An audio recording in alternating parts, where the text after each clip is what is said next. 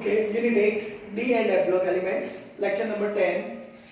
Topic is oxidation states. Okay, and general characteristic, दो topic यहाँ पे इंक्लूड कर देंगे. याद रखिए ये टॉपिक जो है वो शॉर्ट क्वेश्चंस और एमसीक्यू के लिए बहुत इंपॉर्टेंट है. याद रखना वहां पे जो इलेक्ट्रॉनिक कॉन्फ़िगरेशन है, जितने एलिमेंट्स की डिस्कशन की है वहां पे आपको ये याद रखनी पड़ेगी.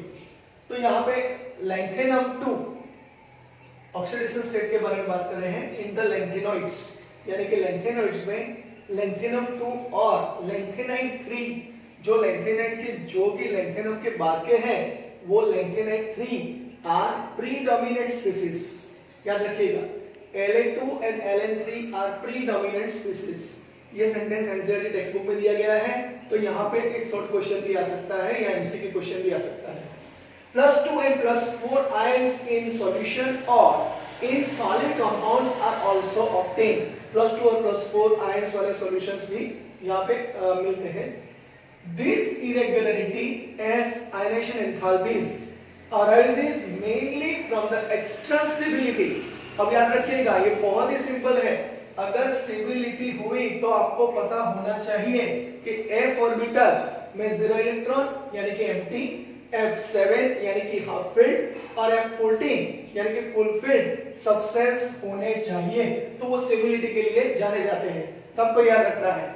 उसके बाद में आपको याद यही रखना है कि लैंथेनाइट जो सीरीज है उसमें कॉमन ऑक्सीडेशन स्टेट +3 है. याद रखना कॉमन ऑक्सीडेशन स्टेट क्या है +3 और मोस्ट स्टेबल जो होता है वो इलेक्ट्रॉनिक कॉन्फ़िगरेशन में F0, F7 और F14 है. F0 यानी कि एम्प्टी, F7 यानी कि हाफ फिल्ड और F14 यानी कि फुल फिल्ड. आपको याद रखना है. अब आपको वो याद रखना है जो मैंने यहाँ पे जो फॉर्म बनाया है याद रखना, क्योंकि ये टेक्निक बहुत इजी रहेगी. +3 है वो +2 और +4 यानी कि +2 +3 में या +4 +3 में कन्वर्ट होते हैं. उतना याद रखना. क्यों?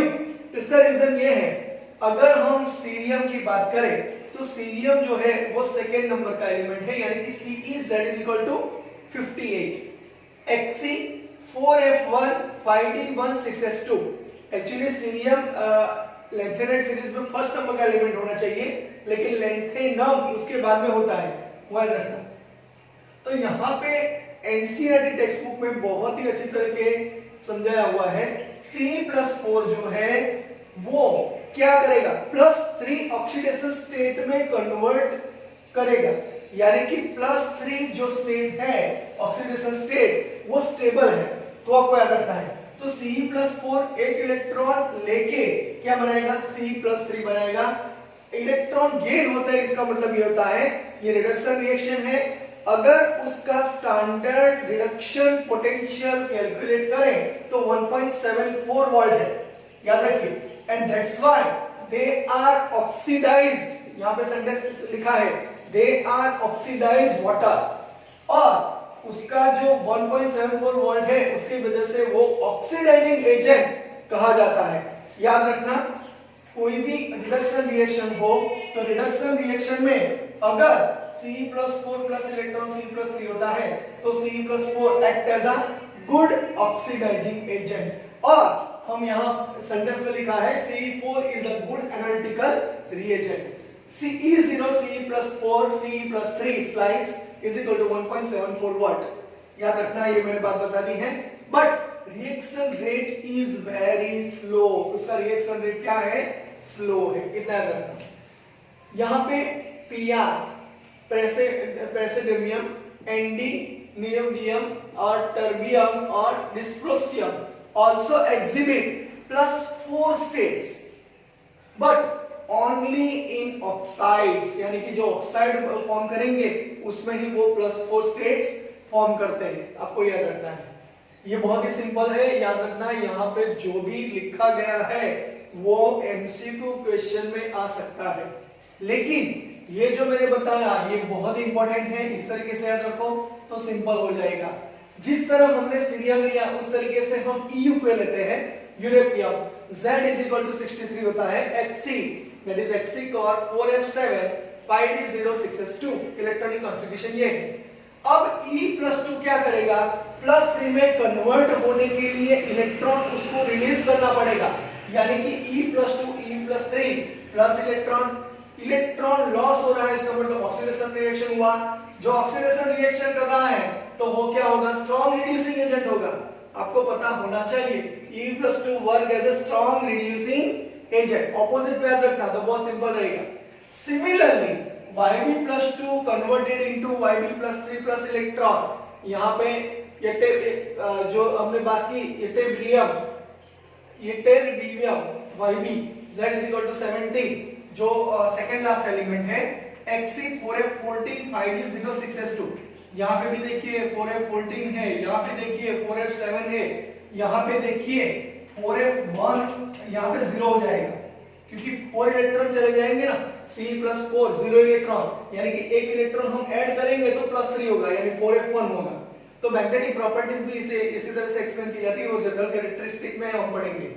तो यहाँ पे Yb Z=70 Xc4f14 5d06s2, अगर Yb+2 में हम इलेक्ट्रॉन लॉस्ट कर दे, यानी कि इलेक्ट्रॉन को ले लेते हैं, तो उसका चार्ज कौन सा आएगा, Yb+3 आएगा। बिहेवियर यहाँ पे याद रखिए, तो ये Yb है वो भी स्ट्रॉन्ग रिड्यूसिंग एजेंट ही माना जाएगा, आपको याद रखना है। क्यों, क्योंकि यहाँ पे देखिए +2 से +3 हो रहा है, जिस तरीके से Fe+2 converted to Fe+3 plus electron है, उसी तरीके से यहाँ पे Yb+2 converted to Yb+3 plus electron आएगा।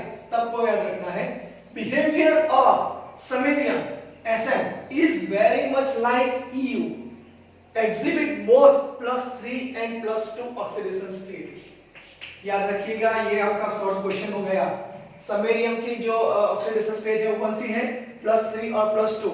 सीरियम की ऑक्सीडेशन स्टेट कौन सी ऑक्सीडाइजिंग एजेंट के लिए जानी जाती है, Ce+4।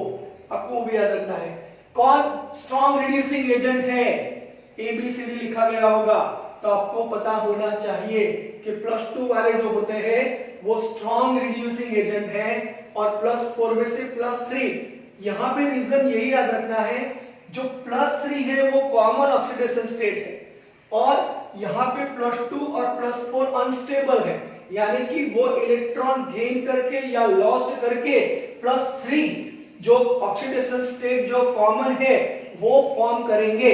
अगर वहां पे रिडक्शन हो रहा है तो वो strong we can say that oxidising agent होंगे, अगर वहां पे ऑक्सीडेशन हो रहा है तो वो स्ट्रॉन्ग रिड्यूसिंग एजेंट होंगे, इतना याद रखना है।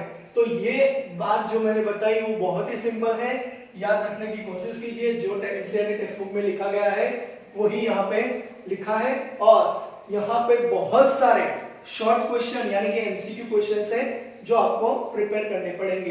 तो इस तरीके से हम ऑक्सीडेशन स्टेट्स यहाँ पे फिनिश करते हैं। आगे general characteristic. Okay, now unit 8 D and F block elements and lecture number 10 topic is general characteristics। ये टॉपिक बहुत इंपॉर्टेंट है, इसमें भी शॉर्ट क्वेश्चंस आएंगे। All the lanthanoids are silvery white, याद रखिएगा कलर कौन सा है, सिल्वरी व्हाइट है। Soft metals and tarnish rapidly in air। tarnish का मतलब क्या होता है, what is the meaning of tarnish, you all already know, rapidly in air यानी कि चमकता है, ऐसा कह सकते हैं। tarnish का मतलब चमकता है, rapidly in air। okay, तो ये remember all the lanthanoids are silvery white soft metals and tarnish rapidly in air। okay, hardness increases, जब हार्डनेस इंक्रीज होगी तो कैसे हम कह सकते हैं एटॉमिक नंबर इंक्रीजेस, यानी कि हम लैंथेनाइड सीरीज में जाएंगे, एटॉमिक नंबर इंक्रीज होगा, हार्डनेस इंक्रीज होगी, ऑब्वियसली डेंसिटी इंक्रीज होगी तो हार्डनेस इंक्रीज होगी ही। तो यहाँ पे याद रखना है। समैरियम बीइंग, याद रखिएगा समैरियम के बारे में यहाँ पे बहुत सारी इंफॉर्मेशन दी गई है।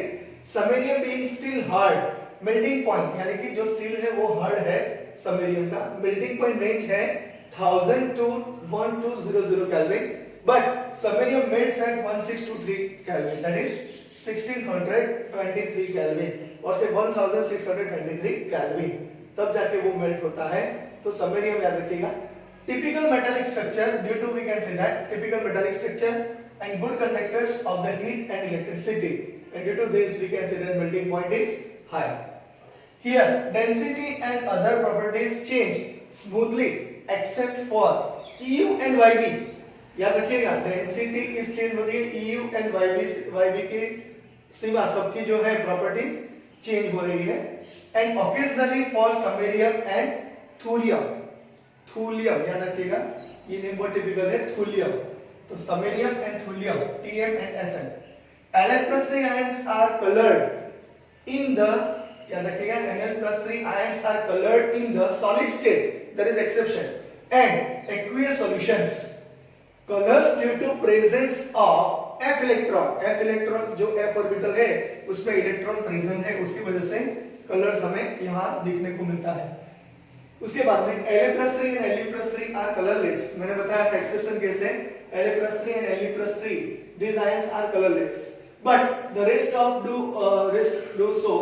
However, adsorption bands are narrow probably because of the excitation within F level, और जो एब्सॉर्प्शन जो बैंड्स है वो नैरो है यानी कि पतला है, probably because of the excitation यानी कि जो ग्राउंड स्टेट में से एक्साइटेड स्टेट में जो इलेक्ट्रॉन जाएंगे वो excitation with in F level. The lanthanoid ions other than, याद रखिएगा ये तो मैंने बताया था, other than F0 type La+3 and C+4 and F14 type YB2+ and Lu+3 are all paramagnetic। इसका मतलब ये होता है कि f ऑर्बिटल में अनपेयर्ड इलेक्ट्रॉन है तो पैरामैग्नेटिक, अगर f ऑर्बिटल में पेयर्ड इलेक्ट्रॉन है, एक भी इलेक्ट्रॉन नहीं है, तो हम कह सकते हैं डायमैग्नेटिक। तो La+3 Ce+4 YB+2 and Lu+3 they are diamagnetic. यहाँ पे देखिए एक्सेप्ट लिखा है, यहाँ पे देखिए अदर देन यानी कि ये इसके सिवा आपको याद रखना है, आप ऑल पैरामैग्नेटिक।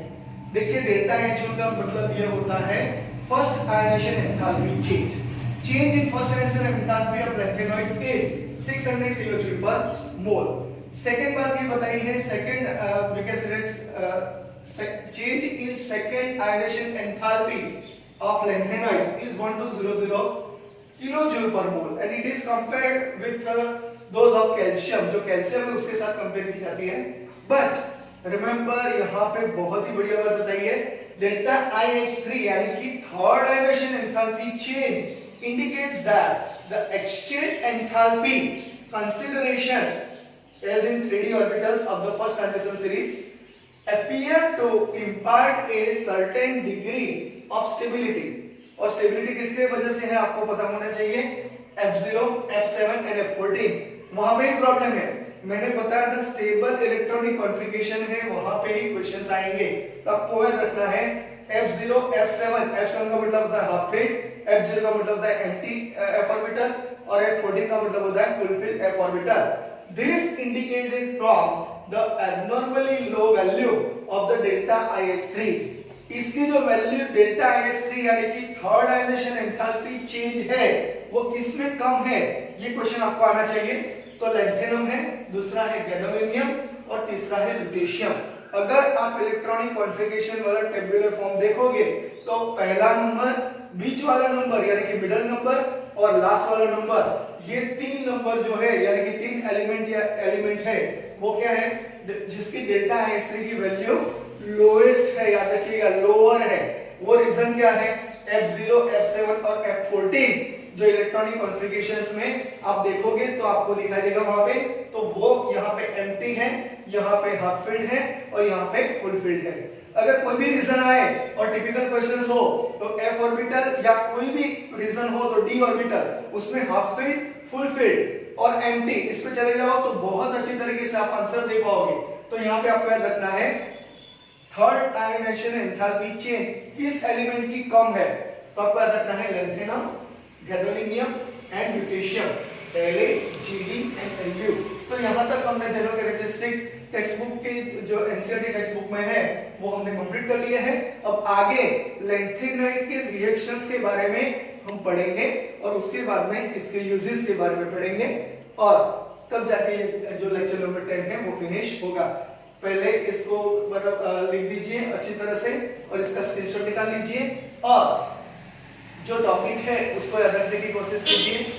और जो अभी टॉपिक कंटिन्यू है, लेक्चर नंबर 10 कंटिन्यू है, तो आपको इसका स्क्रीनशॉट निकालना है। Thank you. Characteristic of lanthanoids, ये कंटिन्यू टॉपिक है। In their chemical behaviour in general the earlier members of the series are quite reactive, similar to calcium, हमने बताया था similar to calcium, but when atomic number increases they behave more like aluminum। याद रखिएगा value for E0 for the half reaction Ln plus 3 aqueous plus 3 electron it gives Ln solid। ये reduction reaction होगा are in the range of -2.2 to -2.4 watt except for EU value is -2.0 watt and this is a variation occur because -2.2 to -2.4 and this is -2.0 watt। सिर्फ याद रखना है यहाँ पे बहुत ही simple लिखा गया है, जो कैल्शियम है उस तरीके से पहले जो ट्रेंड्स हुआ करता था, लेकिन जब एटॉमिक नंबर इंक्रीज होता है तो एल्यूमिनियम की तरह Al+3 है उस तरीके से लैंथेनॉइड्स फॉलो करते हैं। तो यहाँ पे ये बात बताई गई है।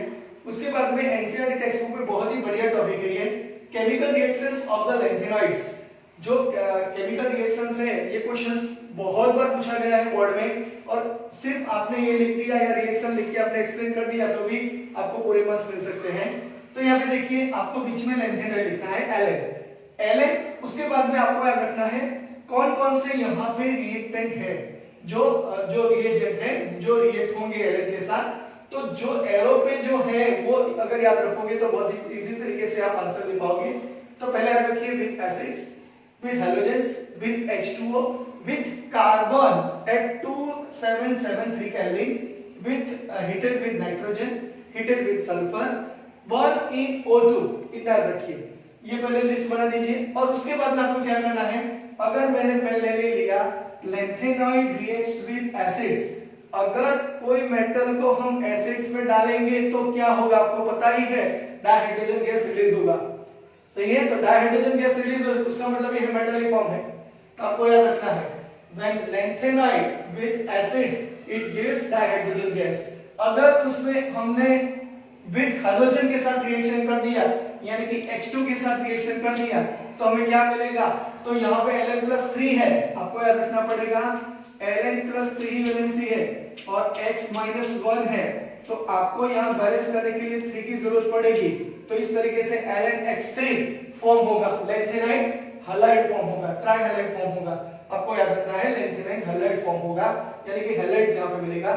विद H2O के साथ रिएक्शन करोगे तो उसके हाइड्रोक्साइड मिलेंगे, याद रखिएगा विद H2O उसके हाइड्रोक्साइड मिलेंगे और उसके साथ H2 गैस रिलीज होगा, याद रखना पड़ेगा, क्योंकि यहाँ पे H+ और OH- मिलेगा। जो लैंथेनाइड है वो +3 OH- के साथ रिएक्ट करके लैंथेनाइड हाइड्रोक्साइड बनाता है और H+ एक इलेक्ट्रॉन गेन करके क्या बनाएगा, H2 गैस बनाएगा। तो आपको याद रखना पड़ेगा, तो इस तरीके से याद रखना है। तो LnOH3 और H2 गैस। और उसी तरीके से हम ले लेते हैं दूसरा बर्न्स इन O2, यानी कि हम O2 के प्रेजेंस में उसको हीट करेंगे तो हमें मिलेगा लैंथेनाइड ऑक्साइड Ln2O3 मिलेगा। तो यहाँ पे देखिए ये दो बात ये बताते हैं कि basic like alkaline earth metal oxides and hydroxides, इसलिए यहाँ पे लिखा है, आपको याद रखना पड़ेगा। उसके बाद में विद कार्बन एट 2773 केल्विन, अगर कार्बन की वैलेंसी आपको पता है -3, अगर हम -3 लेते हैं और यहाँ पे Ln2C3 यानी कि जो भी यहाँ पे कंपोनेंट आएगा वो आपकी बुक में लिखा गया है Ln(C2), तो Ln(C2) लिखिएगा, तो Ln(C2) है, Ln(C2) होगा, Ln3C होगा, यानी कि कार्बन की वैलेंसी जो है उस पर डिपेंड रहेगा। तो लैंथेनाइड कार्बाइड मिलेगा, ध्यान रखिए यहाँ पे क्या मिलेगा, कार्बाइड। अगर नाइट्रोजन के साथ रिएक्ट होगा, देखिए हीटेड विद नाइट्रोजन, तो नाइट्रोजन की वैलेंसी आप जानते हो -3 और लैंथेनाइड की यहाँ पे वैलेंसी +3 है, दोनों को ज्वाइन करेंगे तो लैंथेनाइड नाइट्राइड मिलेगा। तो इस तरीके से यहाँ पे नाइट्राइड मिलेगा। हीटेड विद सल्फर, अगर सल्फर से लेते हो तो सल्फाइड मिलेगा, क्योंकि यहाँ पे Ln की वैलेंसी +3 है और सल्फर की वैलेंसी -2 है। अगर हम अब क्रॉस करेंगे तो Ln3 यहाँ पे देखिए क्या मिलेगा, Ln2S3 यानी कि लैंथेनाइड सल्फाइड मिलेगा।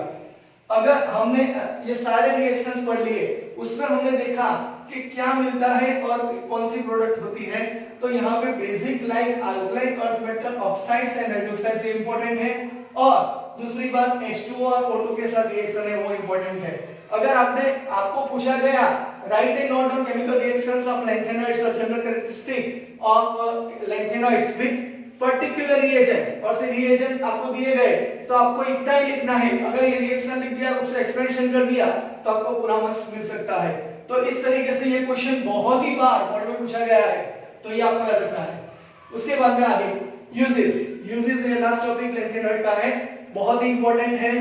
For the production of alloy steels for plates and pipes, आप जानते हो प्लेट्स और पाइप्स में जो यूज होते हैं वो मेटालिक यूज होते हैं, तो वहां पे आपको याद रखना पड़ेगा। एलॉयज का मतलब क्या होता है हमने ऑलरेडी एक्सप्लेन कर दिया है।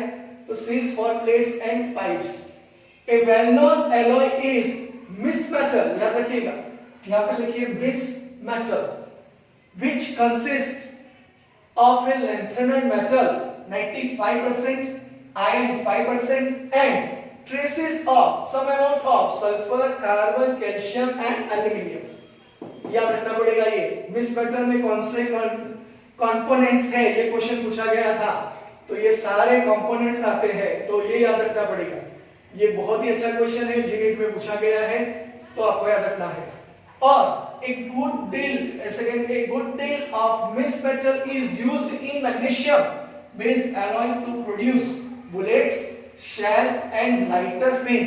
अब जानते हो लाइटर को आप इस तरीके से जब प्रेस करते हो तो वो फिन होती है, तो जो स्टोन होता है वो किससे प्रिपेयर होता है, ये मिक्स्ड मेटल से। तो आपको याद रखना पड़ेगा यहाँ पे लाइटर फिन में भी ये यूज होता है।